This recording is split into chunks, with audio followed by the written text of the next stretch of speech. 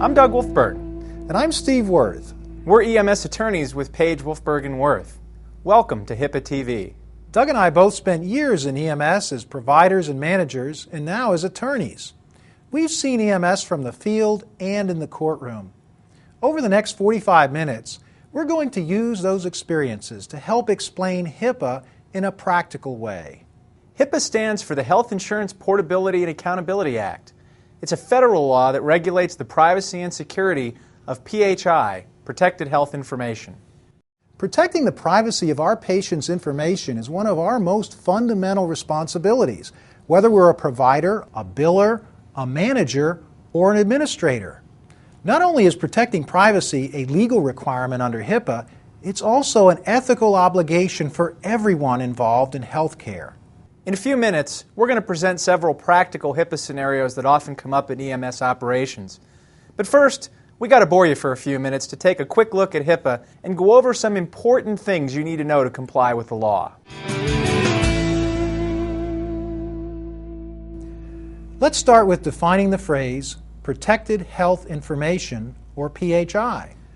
Hipaa is completely centered around PHI and what we are and aren't allowed to do with it.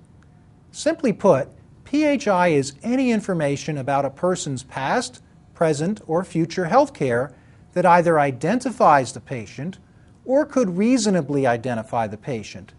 This includes not only the obvious things like a name or address, it also includes things like identifying numbers, birth dates, and other information that could be used to identify the patient. PHI can take any form, written, verbal, or digital. And even photographs and video can be PHI. Some obvious sources of PHI would be patient care reports, medical necessity forms, patient bills, claim forms, and records we receive from facilities. Hipaa is pretty restrictive. You can't use or disclose a patient's PHI for any purpose unless Hipaa specifically says you can. This is true even for deceased patients. Patients' rights don't die with the patient. So we start with the basic rule that PHI is completely confidential, and it's only to be used in the situations that Hipaa permits.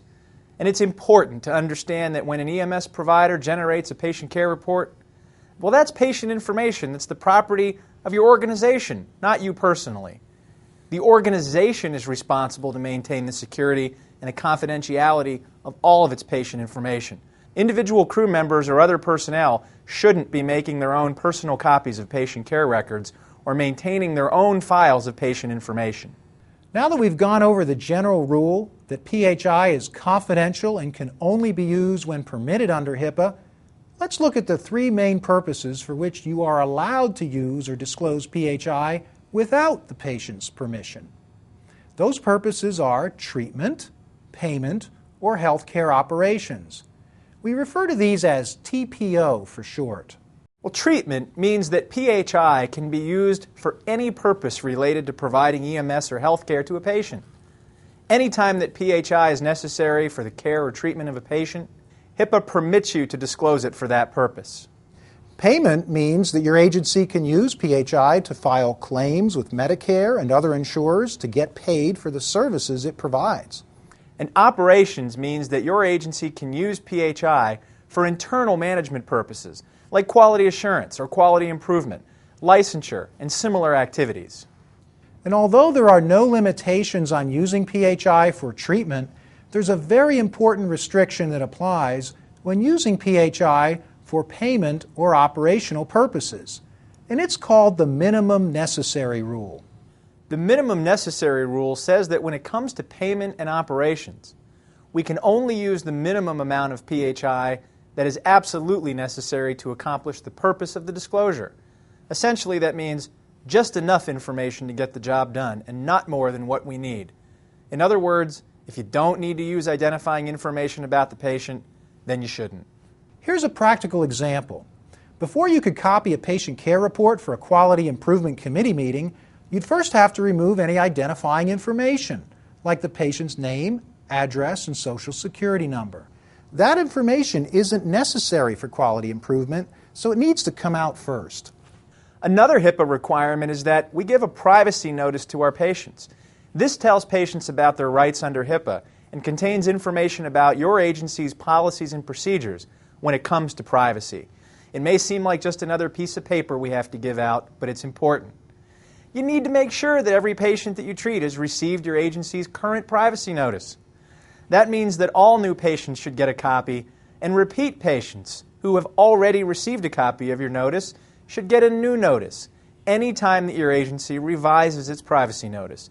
And hey, if you're not sure if a patient has received your privacy notice or not, always err on the side of caution. Just give them a copy. The way that you prove your patients have received the privacy notice is by obtaining their signature on a document saying they've received it. Whether it's paper or electronic, the form the patient signs to acknowledge receipt of your privacy notice is usually the same one that your agency uses for billing the patient, the patient signature form. Now, if there's a situation where the patient's under duress, or unconscious, or incapacitated, or in the midst of some serious medical emergency, don't worry about getting the patient's signature. Just focus on patient care. Your administrative personnel or billing staff can always obtain that signature later. Or if your patient can't sign because, say, of a physical or mental condition, you should also document the reason the patient was unable to sign your form. And if possible, you should obtain the signature of someone who can sign on behalf of the patient, like a legal guardian, a power of attorney, a family member who helps take care of the patient, or maybe even a representative of a facility that provides care or treatment to the patient. But keep in mind that most patients, well, they're physically and mentally able to sign the form. And obtaining the signature at the time of service, that's the easiest, quickest, and most efficient way to get this required signature. So EMS providers should be very attentive to getting the signature of the patient or their authorized signer at the time of service. Steve and I have both spent years in the field, and we know that most of the time it's possible to get that patient's signature. Oftentimes, crew members simply fail to get it without any good reason. Make sure you capture that signature at the time of service. HIPAA also gives patients many important rights over how their PHI is used. Your agency has a whole range of HIPAA policies and procedures in place to meet these requirements.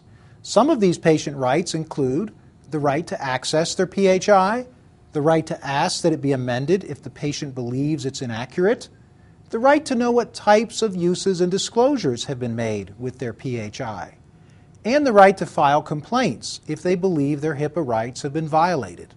Patients were also given new rights under some HIPAA changes that recently became law. One of these is the right to access their PHI in electronic format if your organization uses electronic patient care records. Patients also have the right to request that you not use their PHI to submit a claim to their insurer for payment, but only if the patient first pays their bill in full. Another patient right as of 2011 is the right to an accounting of all disclosures of PHI made for treatment, payment, and operation disclosures made from electronic health records. And remember, all of these rights under HIPAA, they belong to the patient, but there are also times when a personal representative may act on behalf of the patient. A personal representative is determined by state law, but typically that includes someone like a legal guardian, a power of attorney, a parent if the patient's a minor, or the executor of the estate if the patient's deceased. Now, in those cases, the personal representative can exercise all of the patient's rights under HIPAA, and you should treat that personal representative just as you would the patient. Your agency is required to have a whole host of written policies and procedures in place to comply with HIPAA. Your agency should make these policies available to you, and you should be sure to familiarize yourself with them. HIPAA also requires that your organization appoint a HIPAA compliance officer. This person may also be called a privacy officer, who is responsible for overseeing your organization's overall HIPAA compliance. Any questions you have about HIPAA should be directed to that person.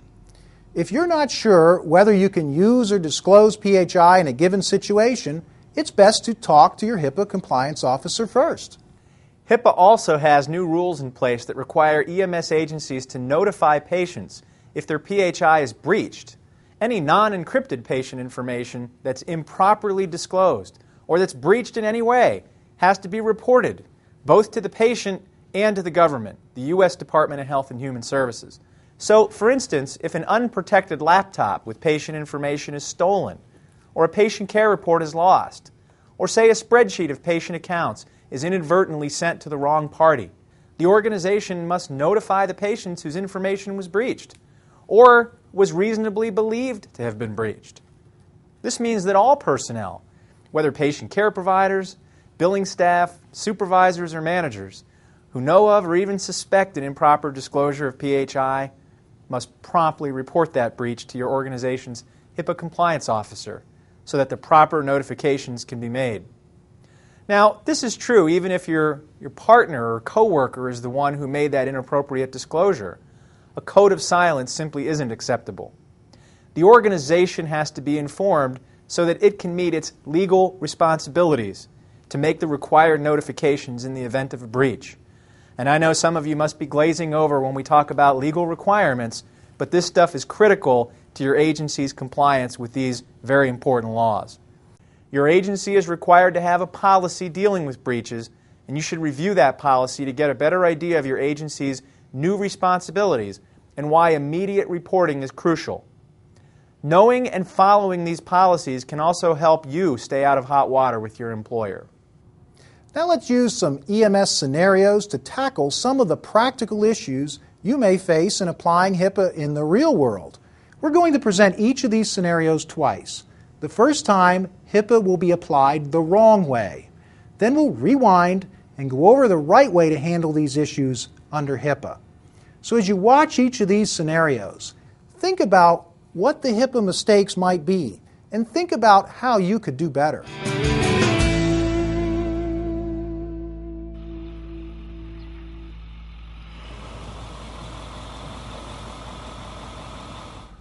I don't see numbers on any of these houses. Some of the mailboxes have names on them. Why don't you call the comm center and see if they know the caller's name? No, you can't do that. It's a HIPAA violation to use the patient's name over the radio. Oh, that's right. Well, let's keep looking then. We might have to get out and knock on some doors. Remember, HIPAA permits any disclosures of PHI without restriction whenever it's necessary for treatment purposes. Hey, if you can't find the patient, you can't treat the patient. So if it's necessary for patient care to use a name over the radio, then use it.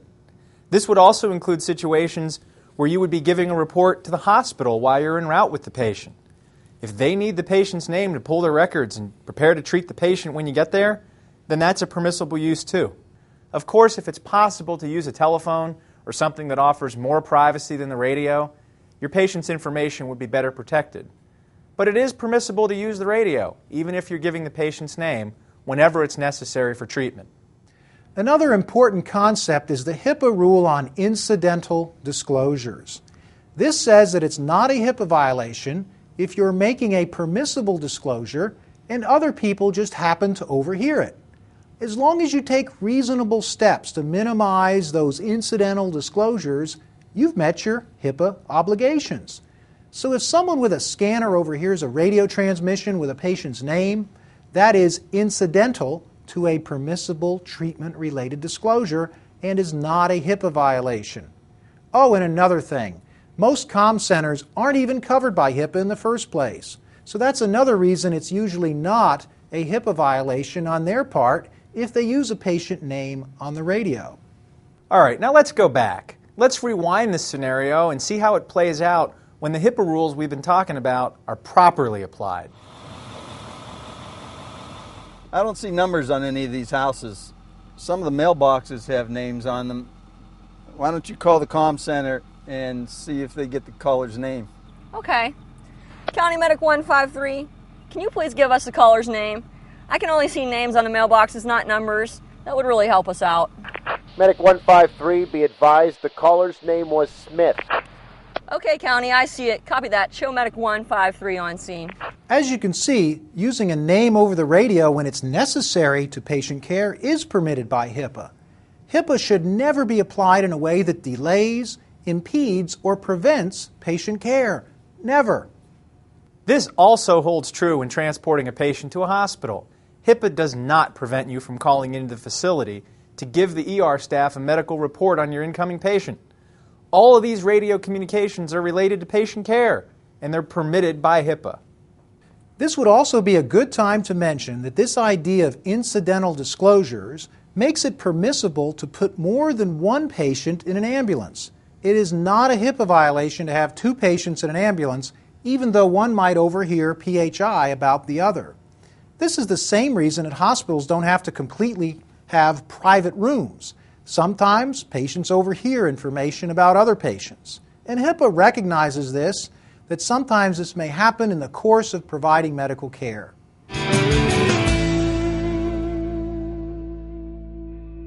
Let's talk about disclosing patient information to law enforcement. This is a big issue that EMS providers deal with on a regular basis. And there are a lot of misconceptions about what EMS providers can and cannot say to the police. Excuse me, I have a few questions for that patient. Is she stable, please? Sorry, I can't let you talk to her. It's a HIPAA violation. I do have to get going, though. Allowing patients to disclose information on their own behalf is not a HIPAA violation. And also remember, HIPAA regulates the release of patient information by healthcare providers. It doesn't apply to the police. If a police officer speaks directly to a patient, it's the patient, not you, who's giving their medical information to the police. And that's not a HIPAA violation on anyone's part. So if you have a stable patient and treatment wouldn't be compromised by waiting a minute or two to allow the police officer to speak with the patient, it certainly is not a HIPAA violation to allow him to do so. Now let's look at this scenario again and see how it would play out when applying HIPAA properly. Excuse me, I have a few questions for that patient. Is she stable, please? Sure, she's stable. We can wait a few minutes. Let me ask her if she wants to talk to you.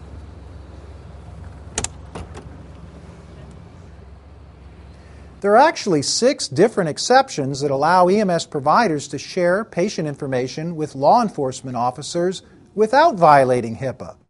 Now let's take a quick look at them. First, EMS providers can share PHI with the police whenever the law in your state requires you to do so. For example, if you're served with a summons, a subpoena, or search warrant, HIPAA permits you to disclose the information sought in those legal documents. Another example of being required by law to disclose patient information to law enforcement is when a state law mandates you to notify the police regarding certain types of injuries. Some states require the reporting of things like gunshot wounds, burns, animal bites, or other kinds of injuries.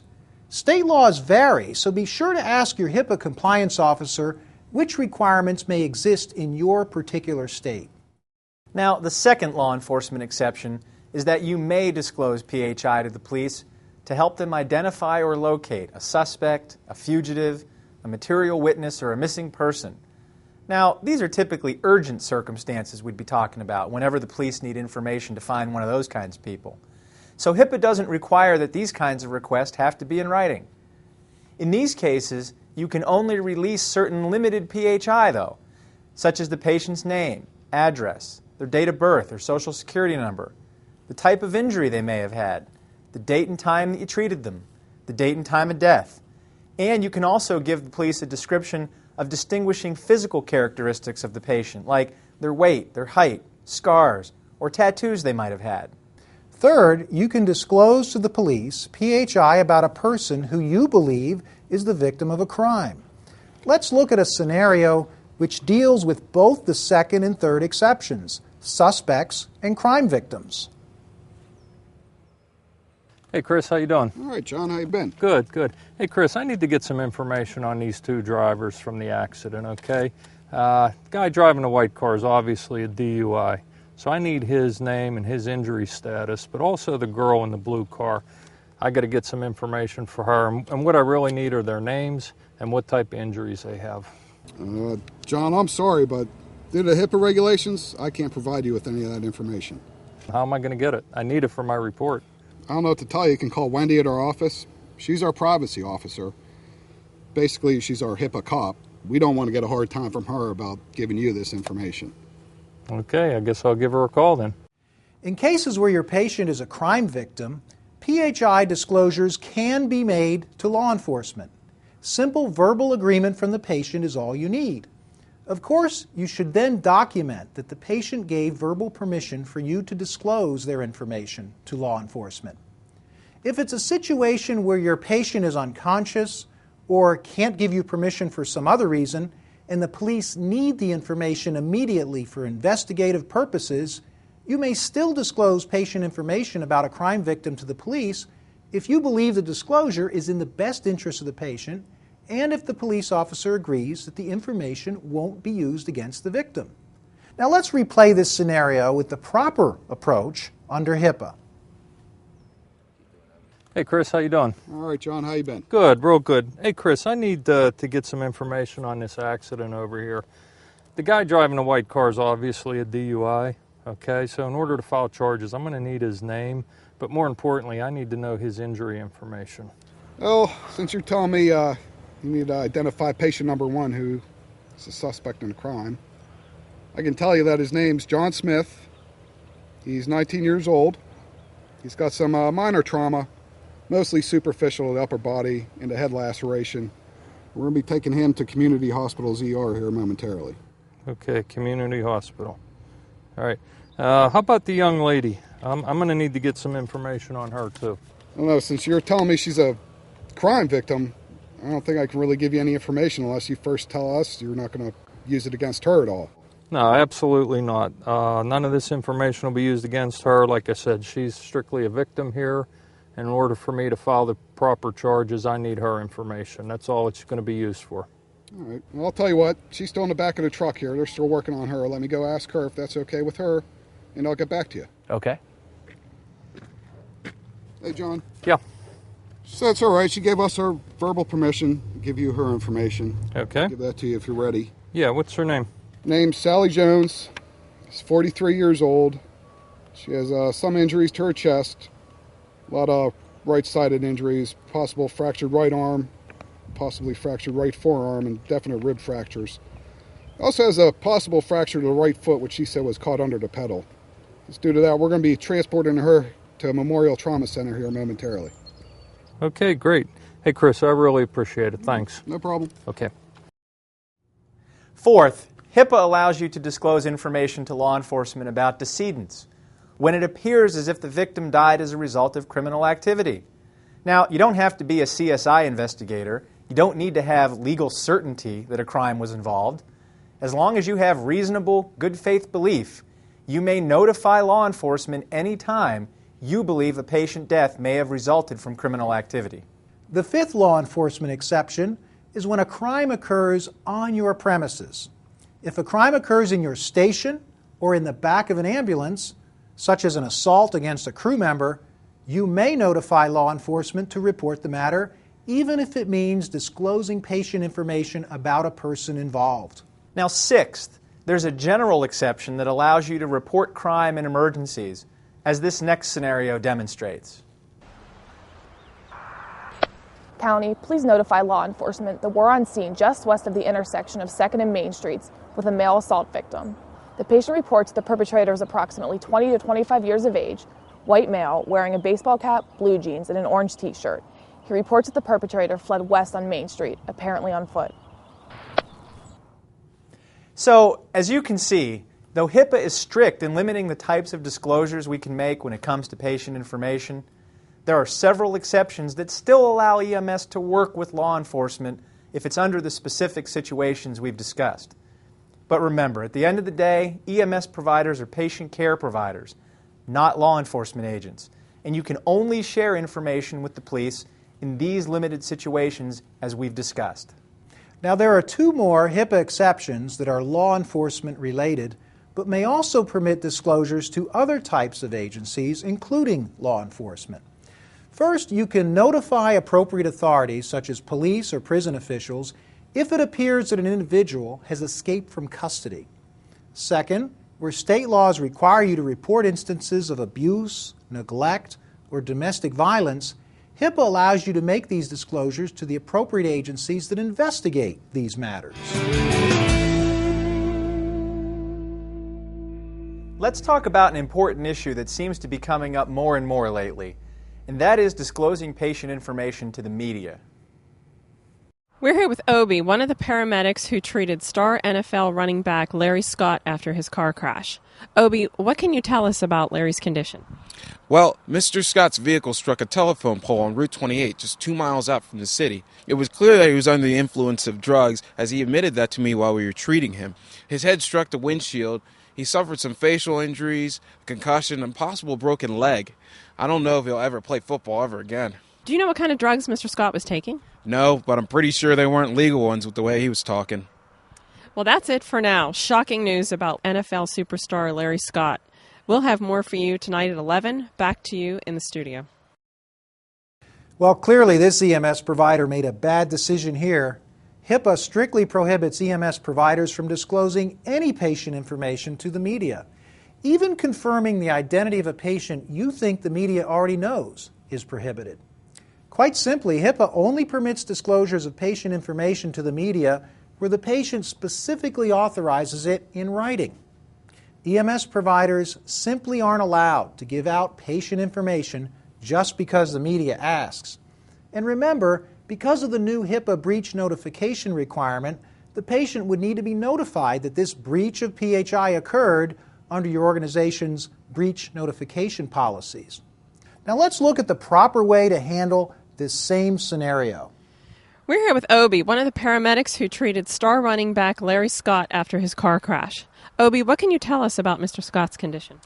Well, unfortunately, I can't tell you much of anything. As a healthcare provider, I'm bound by strict rules of confidentiality and ethics to respect the privacy of all our patients. I hope you understand this, but I just can't say any more. Well, News 7 has learned that Mr. Scott was under the influence of illegal drugs at the time of the crash. The police also confirmed this. What can you tell us about that? Again, I'm sorry, but I can't even confirm or deny anything you may have gathered from other sources. That would be the same as divulging patient information. Well, that's the story here. Medical providers are being tight-lipped about the condition of Mr. Scott. As more information becomes available, we'll be sure to get that to you. Back to you. As you can see from the second scenario, we can't give patient information to the media. And the medic was correct not to even confirm information that the reporter claimed to have received from another source. That could have just been the reporter repeating a rumor or fishing to see if she'd get lucky and hit the mark. Remember, EMS isn't supposed to be about getting your 15 minutes of fame. It's about caring for people, sometimes when they're in their most vulnerable, compromising, unflattering, or embarrassing positions imaginable. As EMS professionals, we come into people's lives at some of the worst times of their lives. Being a healthcare provider is a privilege. It's a privilege Steve and I enjoyed for many years. But with that privilege comes an ethical responsibility as well as legal obligations under Hipaa. Patient information simply isn't yours to give out. It belongs to the patient. Just because the media wants to know something, it doesn't mean we're allowed to give it to them. So maybe you won't get your face on television when all you say to a reporter is, "Sorry, I can't give you that information." But at least you'll have the satisfaction of knowing you upheld the law and the integrity of your profession when you do. Very well said, Doug. And we're not just talking about national celebrities or sports superstars. The same rule applies when we're talking about people who may be well known right in your own community. A local politician, the bank president, and it really doesn't matter if the person is well known or not. It could even be the next door nosy neighbor asking what's wrong with the person next door. It could be a friend of yours asking how his uncle is doing. Quite simply, EMS providers are not allowed to give out this kind of information.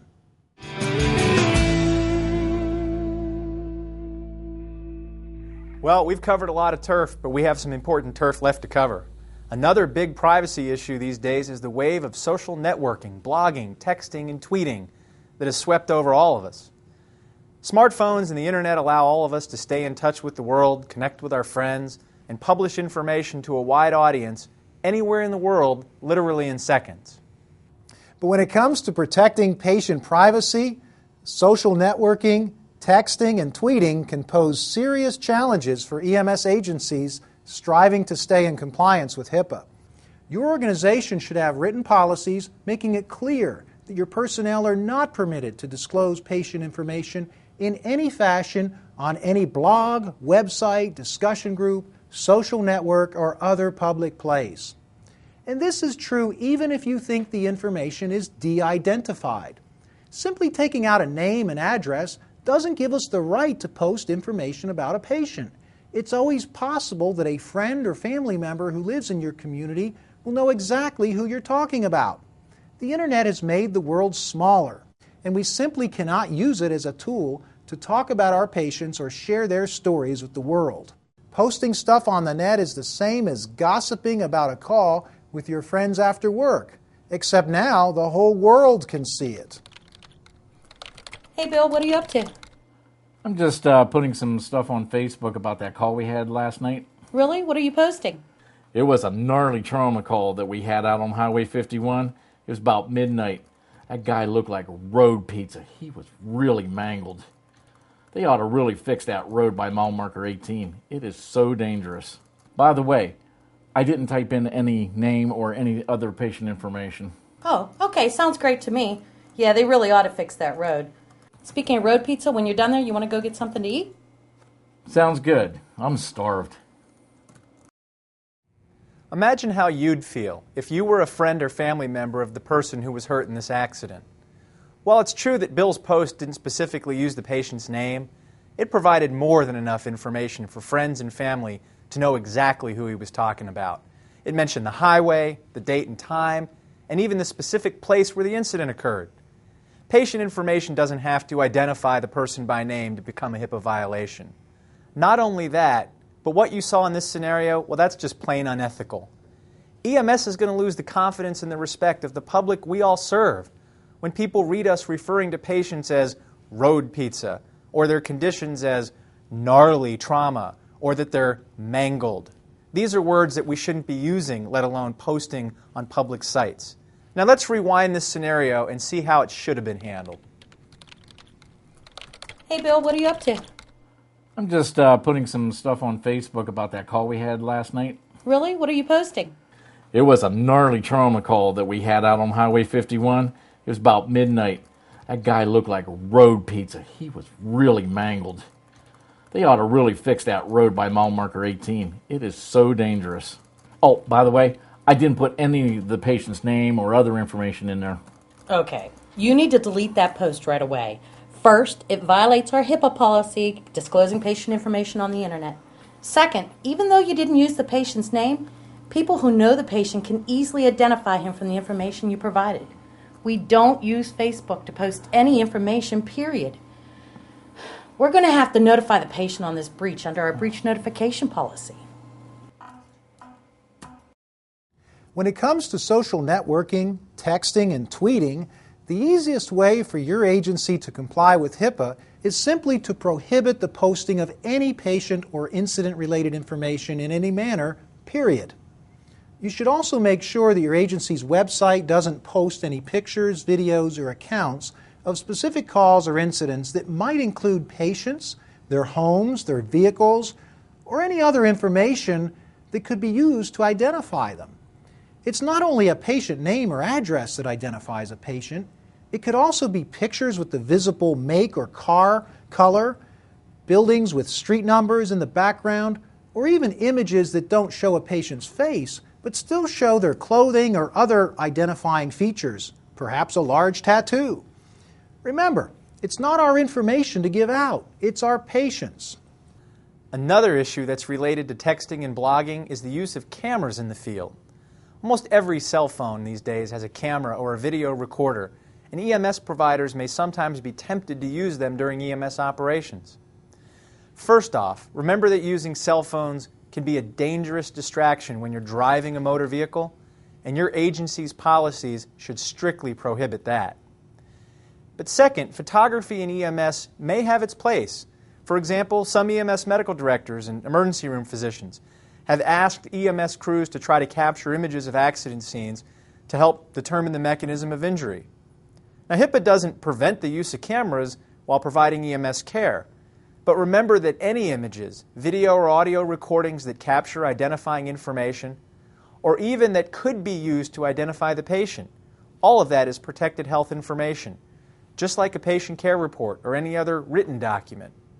And those images or clips should only be made on devices owned and issued by the organization, not on the individual's own personal cell phone. And the agency should store and control all of those files in the same manner it does for patient care reports. Individual EMS providers should not be permitted to make or keep copies of those images or clips for themselves because that's protected health information.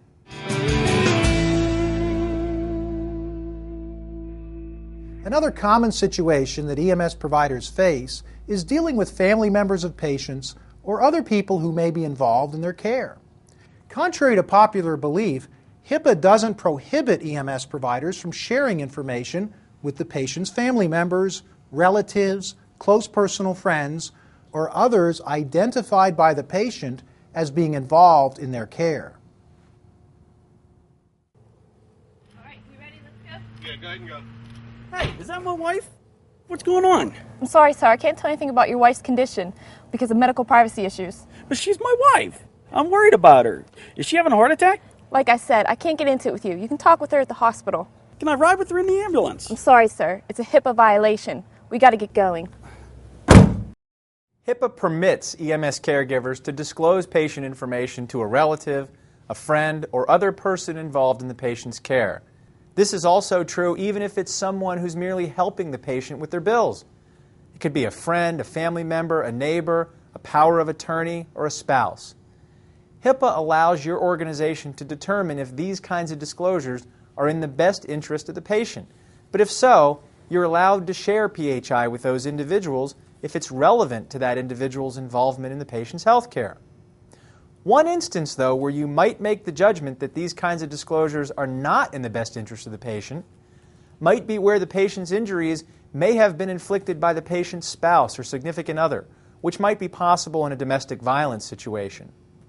But if it's a situation where there's no suggestion that the patient's interests would be harmed by giving information to a friend, a family member, or a caregiver, then you're permitted to do so under Hipaa. And it's okay under Hipaa to let a patient's friend, spouse, or caregiver ride in the ambulance, but make sure that's something that's permitted by your own organization's operational policies and make sure they're buckled up. Now let's rewind this scenario and see how it could have been better handled under Hipaa. Yeah, go ahead and go. Hey, is that my wife? Can you tell me what's happening? Well, sir, we're not doctors. We can't make a diagnosis, but it's possible your wife's having a heart-related condition. Can you tell me if she's having a heart attack? Can't say for sure, but we have her on the heart monitor and giving her medications just in case. We're doing absolutely everything we can, and we're in contact with the emergency department doctor. She's in good hands, and we're going to get her to the hospital safely and quickly. Can I ride with her in the ambulance? Of course you can. You can ride up front, and we'll keep you posted on the way. Please make sure you fasten your seatbelt, sir. Although Hipaa has many restrictions and limitations, sometimes EMS providers tend to read more into Hipaa than what it actually requires. Hipaa doesn't prohibit the exercise of good common sense, and it certainly doesn't seem to make sense that you'd have to completely shut out a patient's spouse from all information about the patient. As long as you determine that sharing information with people involved in the patient's care is in the patient's best interests, these kinds of PHI disclosures are permitted. You can also tell a friend or family member where you're transporting the patient or other information about the patient's location, as well as information about the patient's general condition, including if they passed away. In these situations, Hipaa only requires that you obtain verbal agreement from the patient, or at least give them an opportunity to object. If they agree, or they're physically present at the time and don't object, then it's entirely permissible to share this kind of basic patient information with their family member or close friend. If the patient is physically or mentally incapacitated, then again, you need only determine if you believe the disclosure is in the patient's best interests, as Steve talked about a second ago. And now we're really rolling along because here's another topic that's important. Let's talk about a few other common operational issues that regularly come up in EMS. First, let's talk about patient refusals.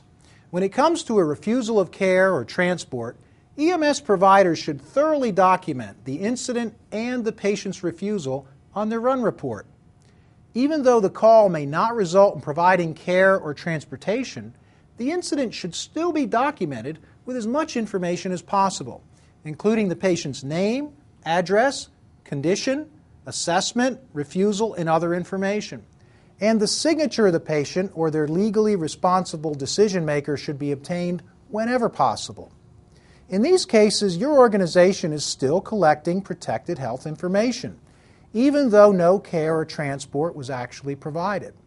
This is PHI nonetheless, just like all of your other patient records. You should furnish or at least offer your privacy notice to patients who end up refusing care or transport, just as you would with other patients you transport, and make a good faith effort to obtain the patient's signature, acknowledging that they've received your privacy notice wherever possible. Another issue is working with first responders and other EMS agencies on scene. Remember, HIPAA permits you to disclose any PHI for treatment purposes without authorization of the patient. So first responders and other EMS agencies providing care on scene may freely share patient information with your EMS agency, and you may share information with them whenever it's related to providing care to your patients.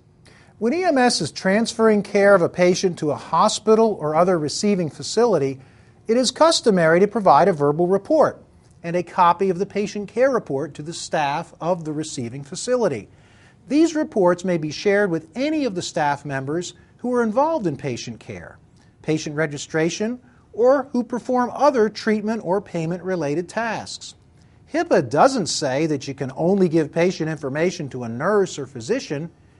If you give the information to a nursing assistant, registration clerk, or some other individual at the facility, that's perfectly fine. And HIPAA doesn't require that you give your verbal reports to the ER staff in some super secret private soundproof room.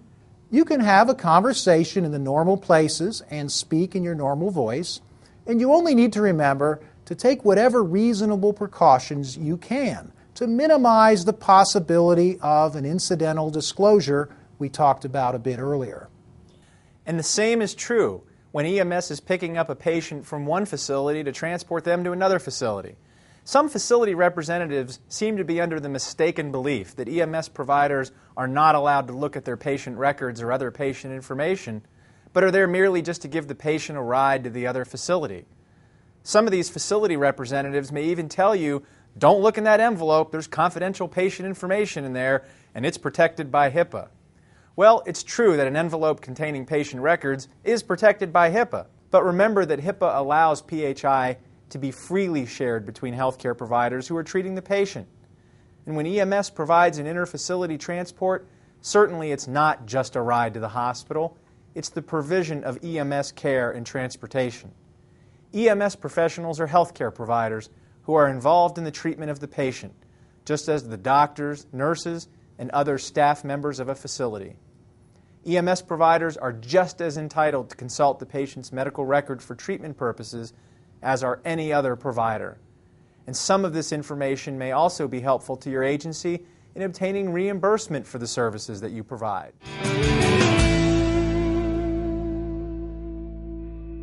Now let's bring HIPAA from out in the field into the office. Now folks, we're on the home stretch here, so stay with us.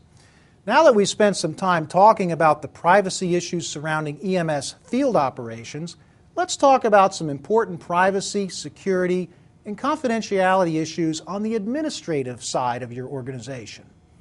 Although the primary mission of an EMS agency is to provide emergency care and transportation to the sick and injured, that mission cannot be fulfilled without the critical support of your administrative personnel.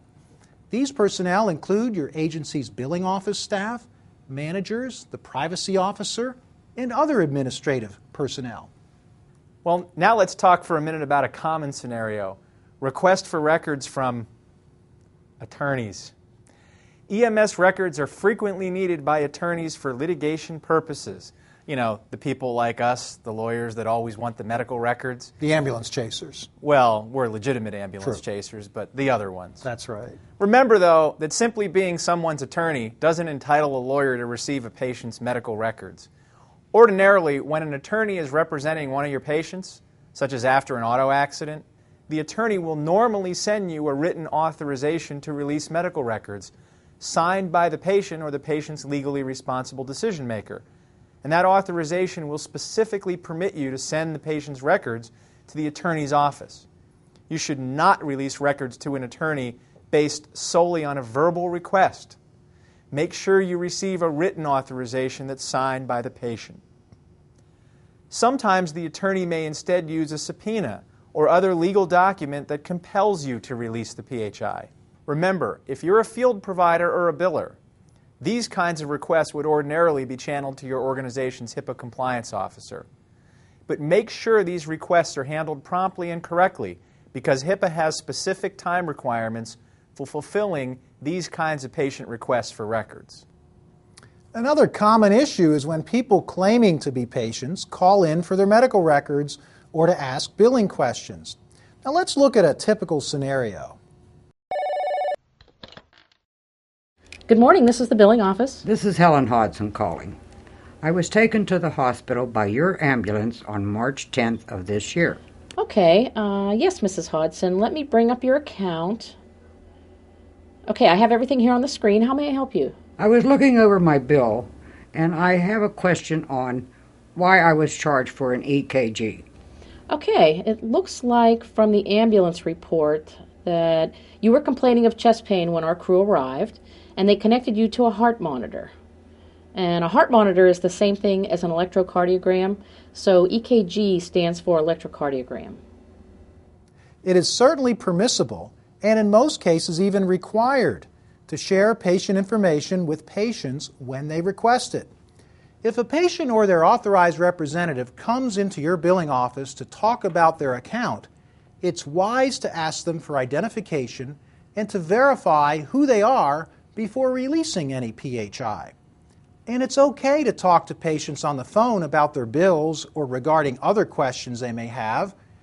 But notice one key thing that the biller in this scenario didn't do.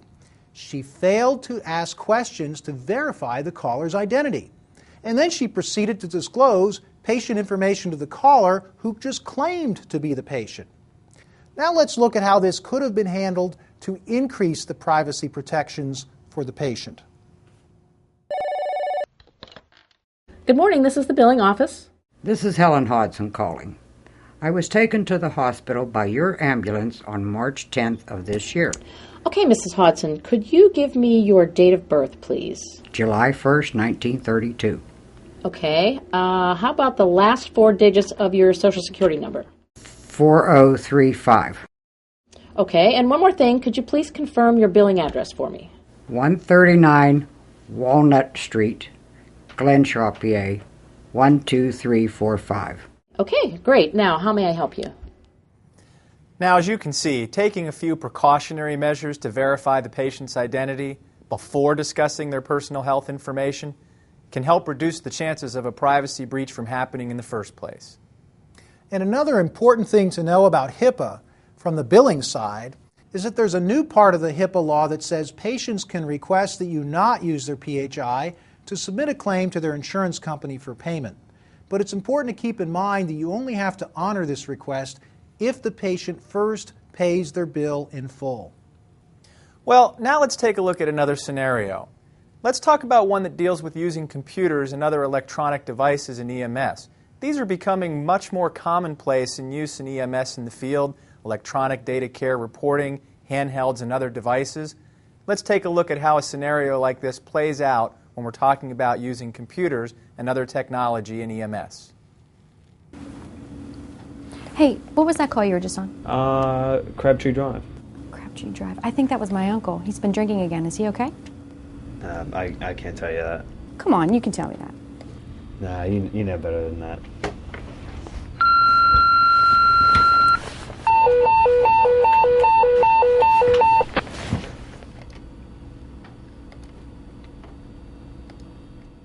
Computer-based PCR programs are great tools for writing complete and defensible run reports. But as this scenario illustrates, basic security precautions should be taken with regard to computers and other electronic devices when they are unattended. Every user should have a unique user ID and password. Security settings should be used so that each provider or staff member only has access to the PHI they need to do for their specific job. And devices should have automatic log-off features or should be turned off altogether when they're unattended for any period of time. In addition to protecting patient privacy, HIPAA also has rules regarding the security of electronic PHI. So all your gadgets and gizmos, we got to take care to make sure that we protect the information that's on them. HIPAA requires that your organization have administrative, physical, and technical safeguards in place to secure your ePHI, or electronic protected health information. Well, let's cut through the gobbledygook for a minute. Administrative safeguards simply means that there have to be policies and procedures which need to be followed by all individuals in the organization. Physical safeguards, that's just the term that means your computer servers and your other important devices should be kept in secure places, like a room with a key code lock or other security. And the combination or the key should only be accessible to those with a legitimate job-related need for access to those devices. And technical safeguards, well, that simply means that devices should be configured with password security, automatic log-off features, backup capabilities, and other security measures.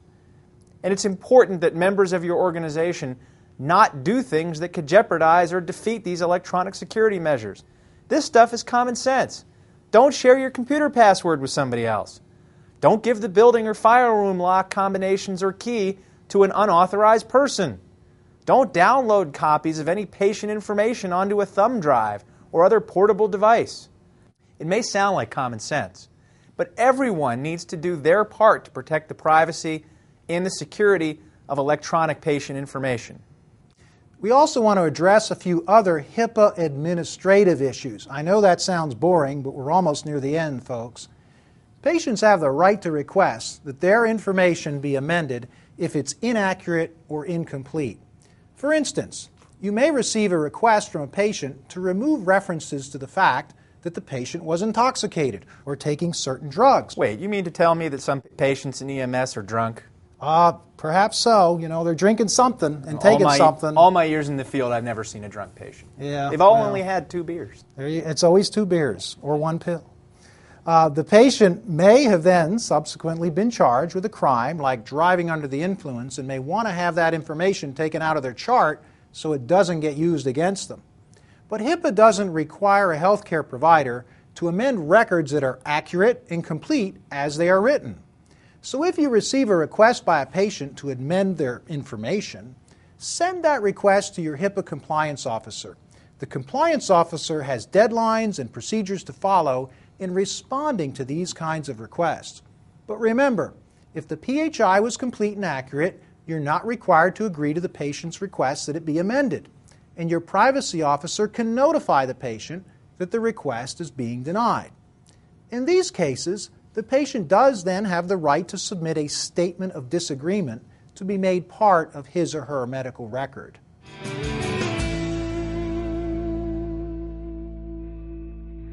Whew, we've covered a lot of ground. Gosh, we sure have. Well, let's summarize what we've learned in today's training. First, HIPAA laws and regulations strictly limit the purposes for which EMS providers, administrators, billers, and others involved in healthcare may use or disclose a patient's protected health information. You must always act in a way that upholds the ethical and the legal responsibility to protect the confidentiality of your patient's information. PHI may be used for purposes of treatment or patient care. It may also be used for purposes of payment and healthcare operations, but only if the minimum necessary amount of PHI is used. Your HIPAA compliance officer is responsible to oversee your agency's HIPAA policies and procedures and should be your first point of contact for privacy and confidentiality related issues. And when it comes to dealing with law enforcement, remember that there are limited specific situations where HIPAA allows you to disclose PHI to the police. These include situations where the police need to identify or locate a suspect and certain PHI disclosures about crime victims. There are several other law enforcement exceptions as well. In addition, extra attention needs to be taken when communicating with the media or when using social networking sites or other internet communications not to disclose any PHI that identifies the patient or even that could be reasonably used by someone to identify the patient. Quite simply, no texting, posting, or blogging about patient information, specific incidents, or other healthcare information should ever be tolerated. And finally, remember that billers and other administrative personnel need to take extra precautions with regard to releasing, verifying, or even confirming patient information. Ensure that you verify the identity of the person you're speaking with prior to releasing any PHI to them. Ask them to verify information about the date, time, or place of service, or other information to help demonstrate that you're communicating with a person who really is authorized to receive PHI. And make sure that when fulfilling any requests for PHI from attorneys, you know those attorneys, that you have a written authorization from the patient or other personal representative, or that the attorney has a proper subpoena or court order for the records. Some of this stuff is complicated and confusing. Remember to talk to your privacy officer, and your privacy officer can always get a hold of us if they need help in understanding HIPAA and guiding them through what HIPAA permits and doesn't permit. Well, we covered a lot of material today. Thanks for joining us. It brings us now to the end of our training. Remember, protecting the privacy, security, and confidentiality of all of our patient information is a continuous 24-hour-a-day job. And it's the responsibility of everyone in the organization, not just the privacy officer. Each of us has the professional obligation to respect the privacy of our patients and to protect their interests. And on behalf of all of us at Page, Wolfberg, and Worth, thanks for watching. And be sure to visit our website, www.pwwemslaw.com, for much more information about HIPAA and other EMS law topics. So I was looking over my bill, and I have a lot of questions, but one thing These I don't damn understand. new glasses are for the birds. They are. Oh, by the way, I didn't put in any name or patient information in here. Okay. You need to delete that post right away. Sorry, guys.